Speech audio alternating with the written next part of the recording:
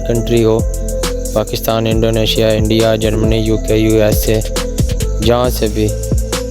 मेरी पाकिस्तान, तो मैं सिंपली पाकिस्तान क्लिक करता हूँ। यहाँ आगे आपका जो भी है वो अगर आप रखेंगे तो आपका फ़ायदा है, कल को मोनेटाइजेशन वक्त कोई नुकसान ना हो। ये हमने पाकिस्तान सेलेक्ट किया, ये पाकिस्तान। अब यहाँ पे आगे से सेटिंग्स है, यहाँ पे कीवर्ड्स है, आप ये देख लें। ये हम बाद में मैं तुम्हें आपको सारा गाइड करूँगा लिखना। पहले हमने 3 ये सेटिंग्स आगे इनको गाइड करना है। ये एक इनेबल है, दूसरी 2 हमने इनेबल करनी है।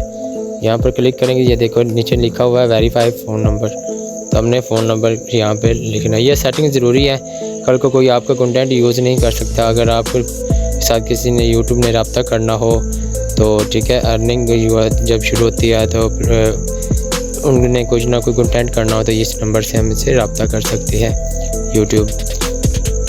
वेरीफाई नंबर पे हमने क्लिक करेंगे और यहाँ पर हमने देना है अपना फ़ोन नंबर, वो देना है जो नंबर ऑन हो, उस पर मैसेज आएगा। थोड़ी सी लोडिंग है।